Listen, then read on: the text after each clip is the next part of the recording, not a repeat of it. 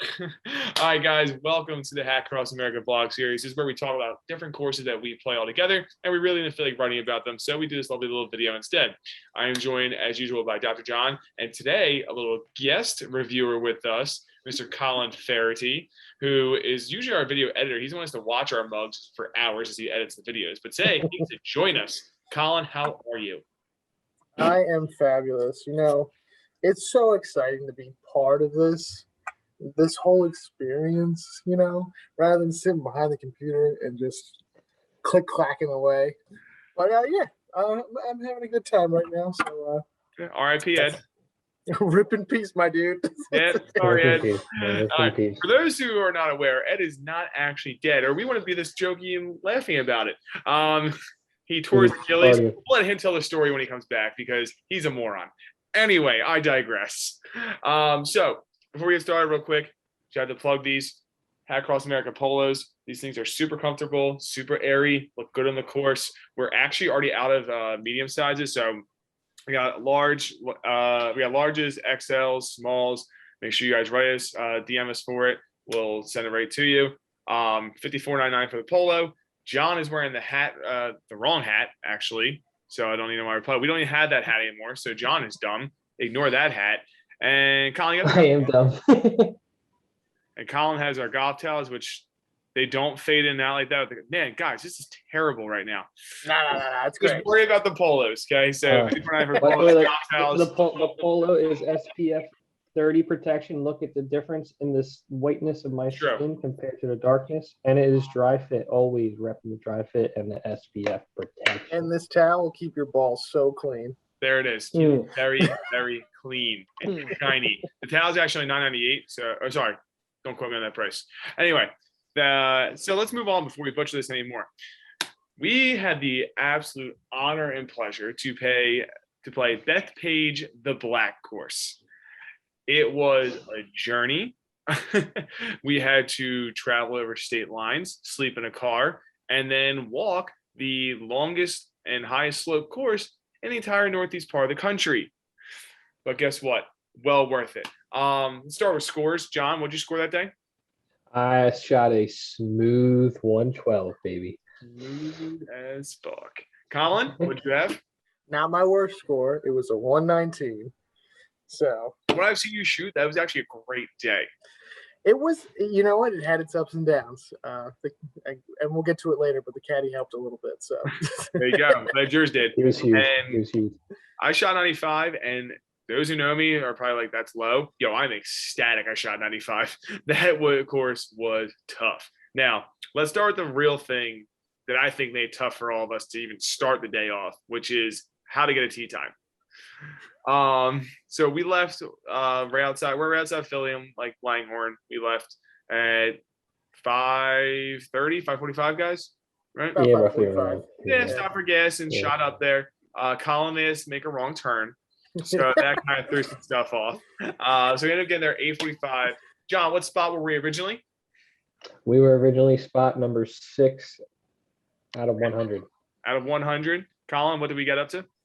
Oh, 5. Yeah. So how it works, there's 100 spots there. There's more spots than that, but there's a spots labeled 1 to 100, and you park in them. And Colin, what did the guy in the pro shop tell you? What spot do you need to really be in to guarantee to play the black course? He said to guarantee yourself a spot on the black course, usually you need to get to spot 75 to guarantee. Okay. So spot 75. It feels like it's very easy to get a guaranteed spot as long as you show up early enough. John, how many courses they got at Bethpage? My God, too many to count. I believe there's 5. You got black, red, yellow, blue, and green. Those are 5 courses. Spot number 5. It was a match made in heaven. So we got there. We cracked open some beers. We're just chilling in the car, outside the car. We didn't want to sit in the car too much. John, why don't you explain the setup that we had in the back of the van?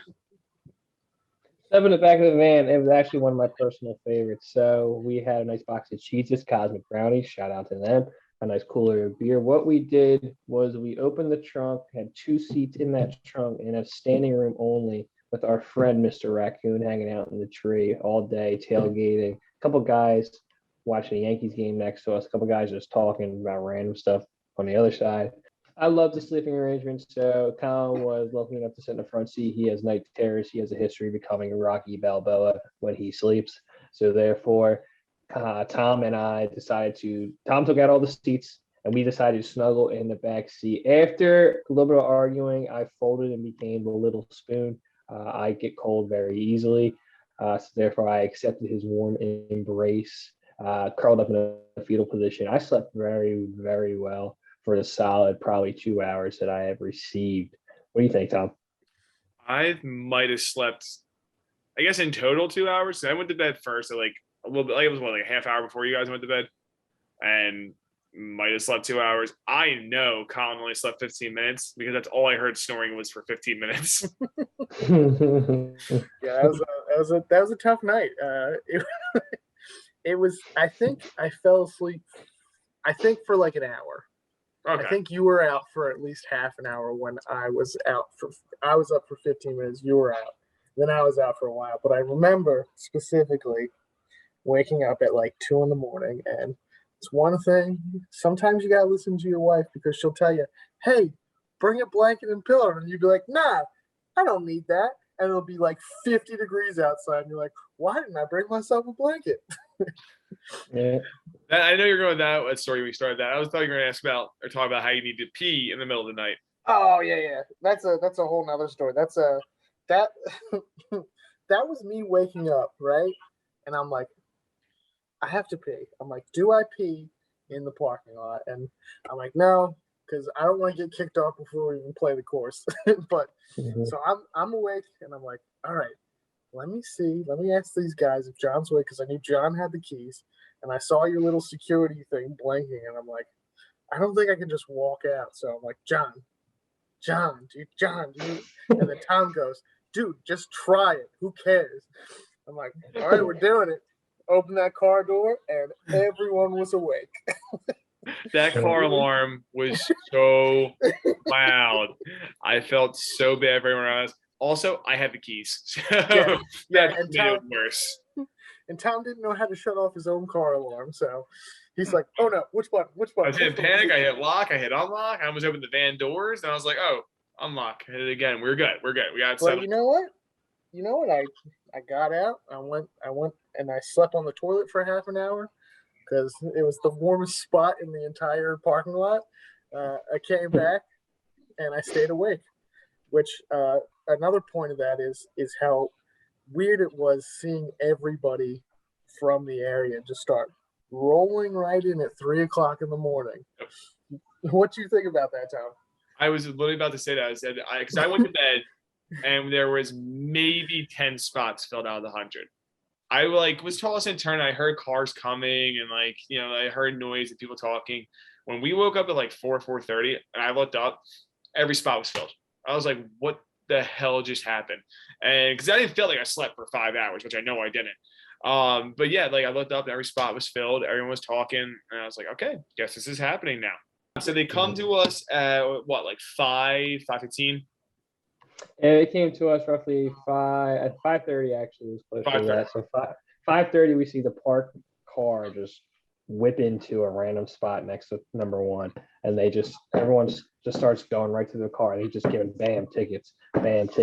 So he gets up to us, and then I believe there was a little speed bump in the road. I wonder who that's from. Ooh, Mr. Potty Pants.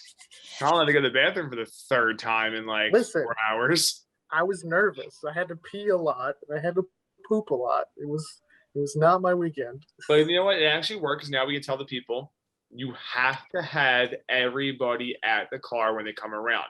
I was like, hey, we have 3. He literally looked into the van behind me, only saw John, and said, nope, you only have 2. Your third has to be present. And I said, he's pooping, but there he is. I pointed to Colin. He ran right up. The guy's like, all right, here's your 3. And he just threw the 3 tickets, and he was off to the next car. So if you don't have enough people in that vehicle, when they come around, you're not getting in. The second we got our ticket, I was watching the cars next to us, 1, 2, 3, 4. They were flying. I was like, oh, we got to go. And I was like, get in. We zipped up. And then, we get to the front, and they make it clear 1 person in the clubhouse per group with IDs because they're going to charge you for out of state if you live out of state, or in state if you're in state. So I went in, all their IDs. It was like going into like a sports book, or like a horse betting area, like for the track. New York Stock Exchange. New York Stock Exchange. Yeah, a lot more of a degenerate, but yeah, sure. So it was like the New York Stock Exchange. I look in, and it's just a monitor. It's this giant window, plexiglass blocked off. Not sure if that's COVID related or just because, and just TV monitors behind it with all the courses listed, the available tee times, and how many people are available per tee time. We got lucky. We were the first, I guess, non-local. So we got the first tee time out in the Black Course, which was awesome. So we were 8 a.m. tee time. Fantastic. They gave us like the receipt for it. I was not about to lose that receipt. And then we went right back out and grabbed some breakfast. But yeah, so we did that. We came back. I saw John on the putting green with a bunch of college kids that he didn't belong with. That was hilarious. And then we went in and got our caddies. So John, do you remember how much the caddy fee was? Like up front? Up front, I believe it was 90 or 100. Yep. $90. 90. Straight cash, homie. They will not take a credit card for it. So we learned that one real fast. And it was also a pain to get a hold of the caddies because we were the first tee time out, so they weren't even there yet. We got 2 caddies for the 3 of us. John and Colin shared a caddy, and then which it's even if you only have 1 caddy for 2 bags, you still have to pay the full price. And then I had a caddy separate for me. So that was $90. I asked the caddy later. Of that 90, 75 goes towards the caddy, 15 stays with the course. So we figured that out. Now, let's talk about walking out to that course for the first time. So I'm hoping our video guy, he's a bum, but hopefully you can put the picture up right here at the sign that that gives you a warning before you play the course. That was so funny. Colin, you're the worst player here. No offense. What'd you think when you read that sign? Oh, it's funny because I was definitely looking at that before we even went, and I'm like, I do not belong. I know that John and Tom think they don't belong, but I do not belong at all. For real, I was just happy that there was a chance that as long as I didn't double par every single hole, I'm going home a winner. So that and you know what? It was the way you looked at it, and that first hole is very daunting because it's like it's straight down. You're looking 50 foot. Yeah. Easily. Yeah. And you're like, oh, I can hit that fairway. I can go way left into who knows what, which John did. And then, or you can go right on the green course, which I did.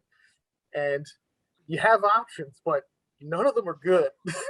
You have to either be on the fairway or be screwed. Well, I don't think the problem is there's options, but we're not good enough to utilize those options. Like, no. Like on command. Like we can hit a fairway. We just don't know when we're going to hit the fairway. Oh, yeah. Or which fairway. Or which fairway. Which, by the way, if your K doesn't tell you, 10 looks, or the first hole on the green course looks very, very like, what's the word? A friendly, safe landing for you. It cuts the hole in half, but your caddy goes, yeah, but that's out of bounds. I almost didn't care. I was going to aim for that right fairway because Colin almost hit it. It looked way better. How was that close? Now, John, how was that fescue in the first hole? Because I went into all that because that was all over the course. How thick was that stuff? How do you want to know? You want to know first hole, second hole, third hole? I was all over that fescue, man. I was a wild man. That fescue was pretty high. Yeah, pretty high. They didn't have it as high as the PGA or the Ryder Cup that they're going to have next year or 2 years from now, but it was still up to my hip. And just for reference, I am 6 foot flat, so it's going to be even higher when the pros get on there. So it is an adventure, pants for sure, or else you're going to be ripping ticks off of your legs all day. Like not even just a fescue's thick, the rough is thick. Like there were times. I think you guys can agree with this. You hit the ball, you see where it lands, and yet you're still digging around the grass for it because of how it just burrows in there. I will say I was happy because I did have a birdie up on one hole. Mm-hmm. I think it was hole 1, 2. It was hole 3? Yeah. Yes. It was hole 3. Wasn't 2 because we all fucked up on 2.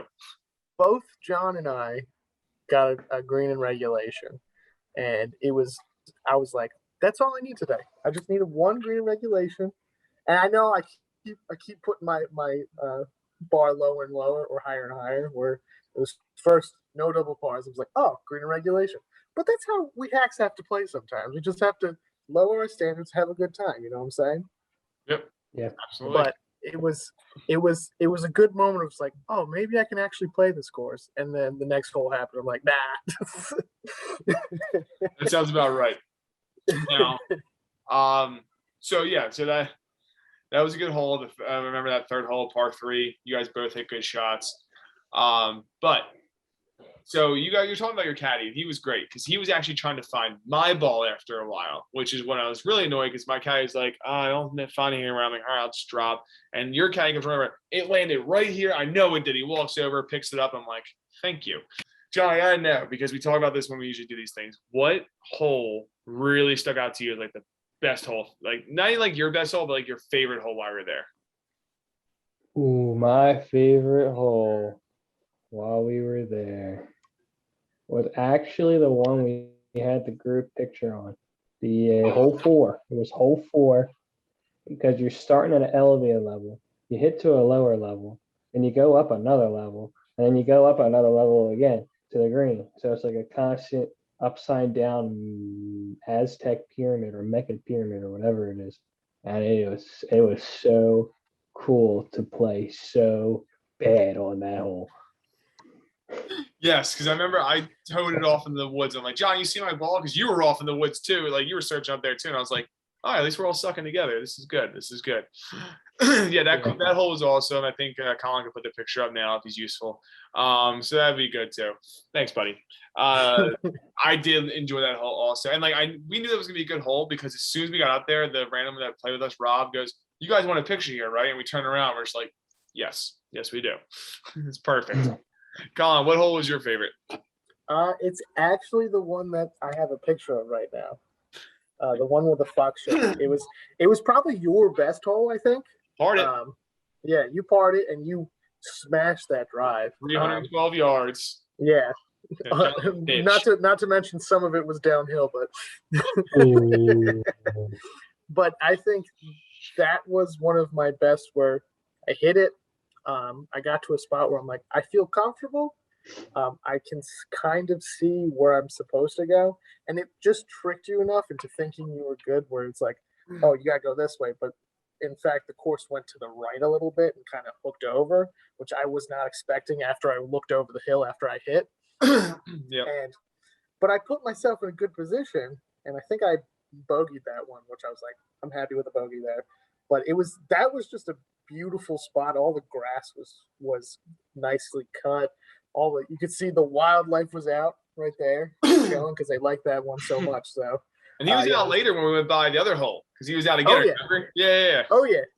That's where the food shack was. So we saw him again. I was like, hey, look at the little guy. What was your favorite hole, Tom? Honestly, as weird as it sounds, it was the first hole. Just walking down, like hitting those drives. First of all, I think being the first ones out and like having to wait and then you're good to go. And I was the first one off the tee. So just hitting those drives and then walking down, like that euphoria that hits right away, like, oh my God, I'm here. Like this is happening right now. The pros play here.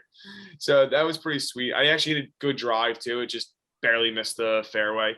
That first hole was just awesome. It's looking straight, like you said, 50-foot drop, straight down, heavy dog leg right, a lot of trees guarding it. So you have to, like I hit the rough and the guy looks at me, he goes, yeah, you got to lay up. I'm like, what? I'm like, what do you mean I got to lay up? And he goes, here, use your 7-iron, hit it out there. I'm like, okay, he was right. So I hit it out there, chipped on, got the bogey. I was totally happy with it. But like it was the eye opener for the course because I was like, this is gorgeous. I got to experience that thick rough, like 10 C's thick. And then got to go in the green and get a bogey. I was like, a bogey at Bethpage? I'll take that all day. Yeah. Oh yeah. Oh yeah. Now, were you guys, by the time we got to hole, let's say it was 11 or 12, it was like the really far par 4s that were all back to back to back. I don't know about you guys. I was officially dying at that point because you're just sitting there, you're enjoying yourself, and all of a sudden, I'm pulling it up right now. All of a sudden, you just have these holes. Yes. Okay. So hole 13, 15, and 16. So I'm sorry, 13 is a par 5.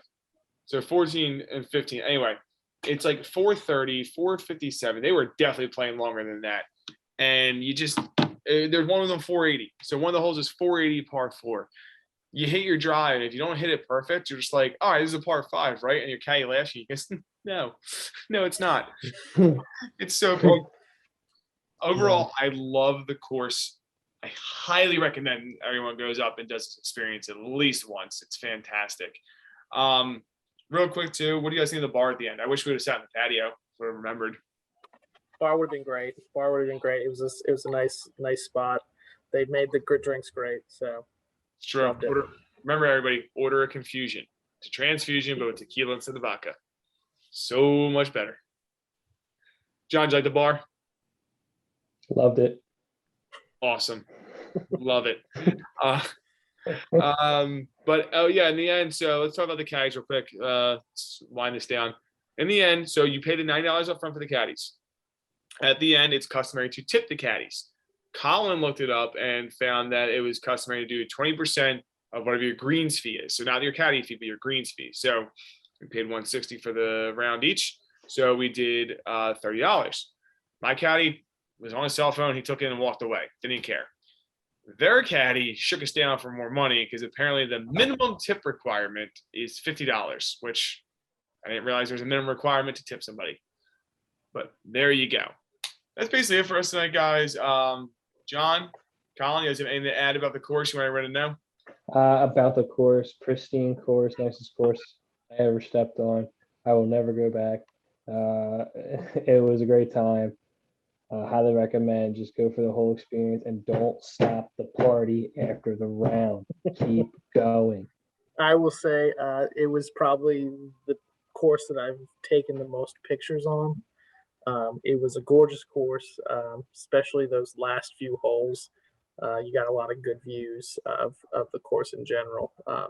But it's definitely one you should go do if you do it once. So you just say you can do it. Go for the experience. Enjoy yourself. Yep, guys, that's the thing, Colin hit on the head. It's an experience. You have to try at least once. I plan on going back at some point because Mr. Achilles, who's sitting at home right now, didn't get to go, and he's going to want to go again. So, no, don't worry. I'm dragging you two along with us, too. So, yeah, exactly. So we'll do it again, though, but it's absolutely a fun time. Everyone's got to try it once. The course is great. The staff was great.